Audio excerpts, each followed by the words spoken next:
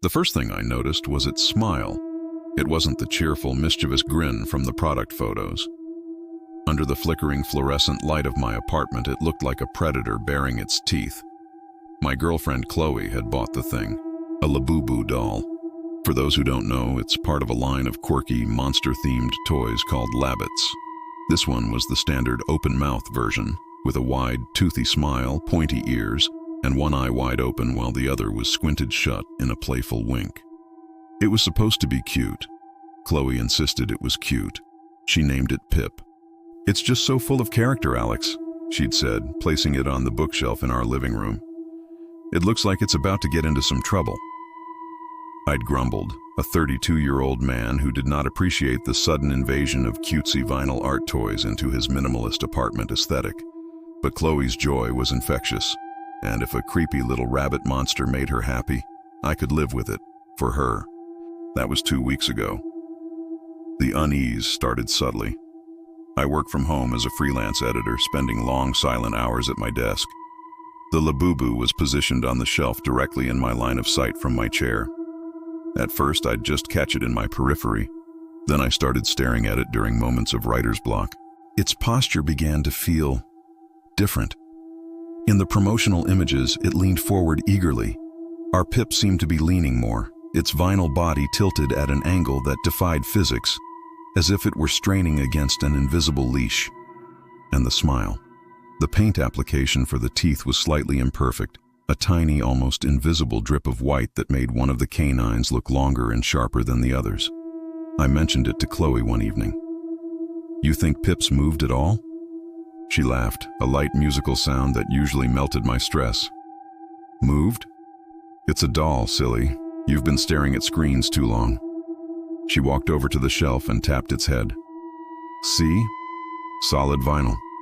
Not going anywhere." But that night, after Chloe had gone to bed, I was up late working on a tight deadline. The apartment was silent except for the hum of my computer and the occasional groan of the building's pipes. I was deep in a manuscript, my eyes burning with fatigue, when I heard a distinct tap. I froze, my fingers hovering over the keyboard. Tap, tap. It was coming from the living room. My heart hammered against my ribs. I slowly swiveled my chair. The room was dark, illuminated only by the faint blue glow of my monitor. The bookshelf was a silhouette of shapes, and right in the center was the smaller, unmistakable silhouette of the Labubu. I sat there for a full minute, listening. Nothing. The old building settling, that was all. I was letting the stress get to me. I turned back to my screen, forcing myself to focus on the words. A few minutes later, I needed a book from that same shelf for a fact check. With a sigh, I pushed myself up and walked over. I didn't turn on the main light, relying on the ambient glow from my desk. My hand fumbled along the spines until I found the reference book I needed. As I pulled it out, my elbow brushed against Pip. The doll toppled over with a soft clack against the wooden shelf. "Damn it," I muttered. I reached out to set it upright. My fingers made contact with the cool, smooth vinyl, and then they brushed against something else. Something warm and faintly moist. I snatched my hand back as if electrocuted. A jolt of pure, irrational revulsion shot up my arm. I stared at the doll, lying on its side. It was just a toy. It had to be. My mind was playing tricks. The warmth was from the apartment's heating. The moisture? I must have spilled some water earlier. But I couldn't bring myself to touch it again. I left it lying there and went back to my desk, my skin crawling. I didn't sleep well that night. The next morning, Chloe found it.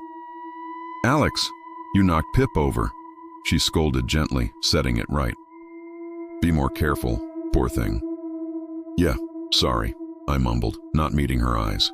I didn't tell her what I'd felt. The incidents escalated. 2 days later, I woke up to find Pip facing the wrong way.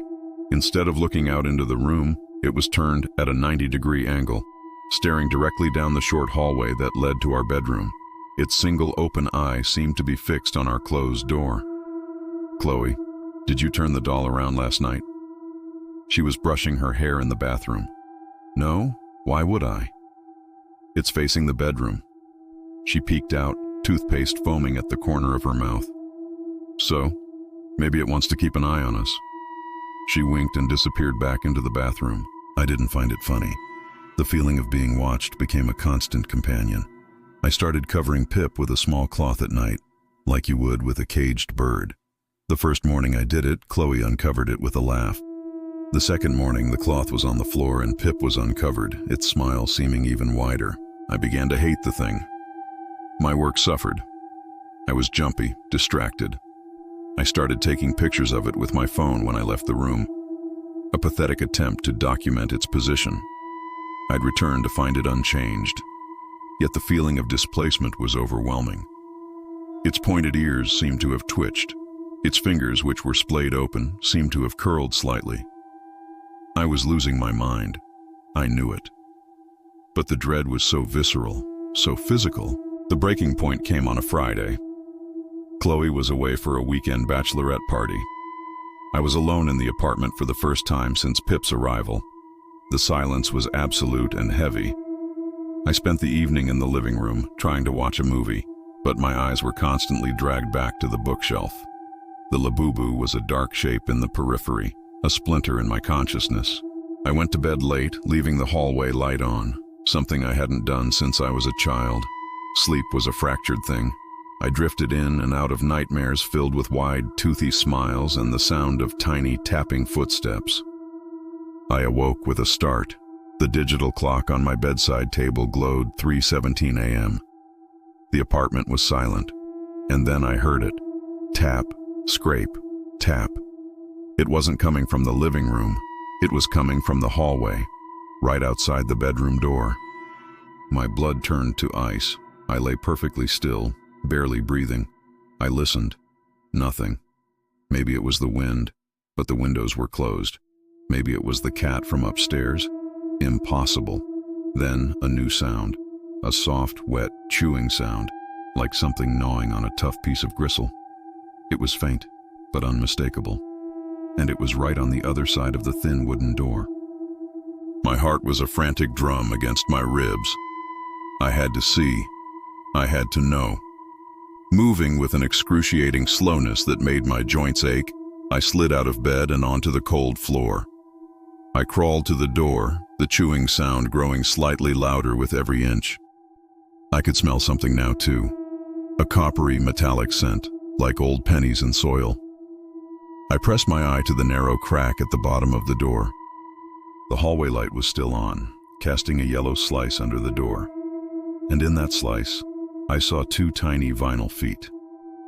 They were standing, not on a shelf, on the floor. And they were slowly, rhythmically, rocking back and forth in time with the wet, chewing sounds. A whimper escaped my lips before I could stop it. The chewing stopped instantly. The rocking stopped. The tiny feet turned. They now faced the door. I scrambled backward, my back hitting the bed frame. I stared at the door handle, expecting it to turn. But nothing happened. The feet didn't move. A minute passed, then 5. The only sound was the ragged saw of my own breath. Driven by a terror so profound it bordered on madness, I did something unthinkable.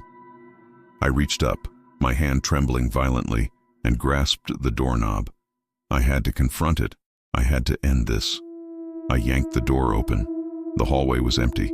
The light was on, illuminating the empty, polished floorboards. There was nothing there. No doll, no gristle, no blood. Just the empty hallway leading to the living room. I let out a shuddering breath of relief. A hallucination. A waking nightmare. The stress had finally broken me. I almost laughed. I needed sleep. I needed to see a doctor.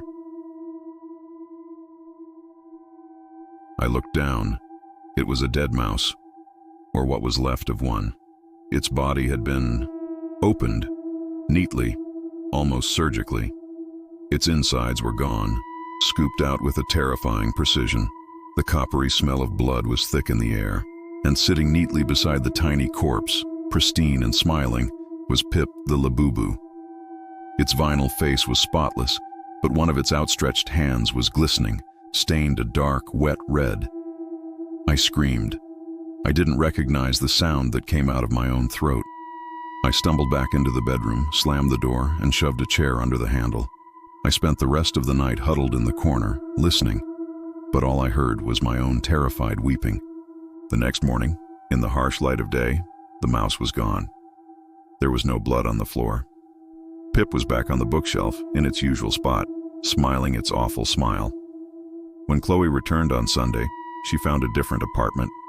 I had boarded up the bookshelf with a sheet of plywood I'd bought from the hardware store.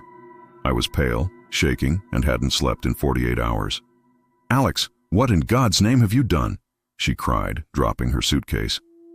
I tried to explain. It all came out in a rushed, incoherent jumble. The moving, the tapping, the chewing, the mouse. I pointed a trembling finger at the boarded-up shelf. "It's in there. It's evil, Chloe. We have to get rid of it." She stared at me with a mixture of pity and fear. Not fear of the doll, but fear for me. "Alex, honey, this is insane." She approached me slowly, as she would a rabid animal. "It's a toy, a piece of plastic. There are no mice in this building.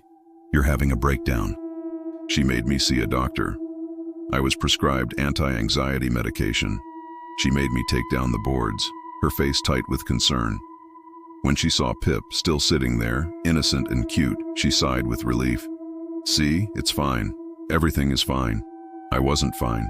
The medication made me foggy, but it didn't stop the feeling. Pip was biding its time. I knew it. The final horror happened last night. Chloe was asleep beside me, her back to me. The medication had made me drowsy, but a sound pulled me from the edge of sleep. A soft shuffling sound, like something being dragged. I opened my eyes. The room was dark, and then I saw it. A small, dark shape was perched on the pillow next to Chloe's head. It was Pip. It was no longer smiling. Its mouth was a straight, severe line, and its one open eye was fixed not on me, but on Chloe's exposed neck. It slowly turned its head. The vinyl creaked like old bones. It looked at me, and it brought one of its tiny, pointed fingers up to where its lips would be. "Shh." I lay there, paralyzed, trapped in my own bed by a 6-inch tall doll. I watched as it turned back to Chloe, leaned down, and its wide, open mouth, the mouth we had thought was so full of character, pressed against her temple. It didn't move. It just stayed there, connected to her, for what felt like an hour. A faint, shimmering wisp of something like heat haze seemed to drift from Chloe's skin into Pip's mouth. Chloe stirred, a frown crossing her peaceful face, but she didn't wake up. Finally, Pip straightened up. Its smile had returned, wider and more genuine than ever before. It looked sated. It then climbed off the pillow, walked down the side of the bed, and disappeared into the darkness of the room. This morning, Chloe woke up complaining of a terrible migraine and a feeling of emptiness. She said she felt like she'd been dreaming for weeks and had just now woken up, exhausted. She doesn't look at Pip anymore. She doesn't even seem to see it. But I do. It's on the bookshelf, and it's not looking into the room anymore. It's looking directly at me. Its smile is no longer predatory. It's knowing, complicit. It is fed, and it is waiting. It knows I can't convince anyone.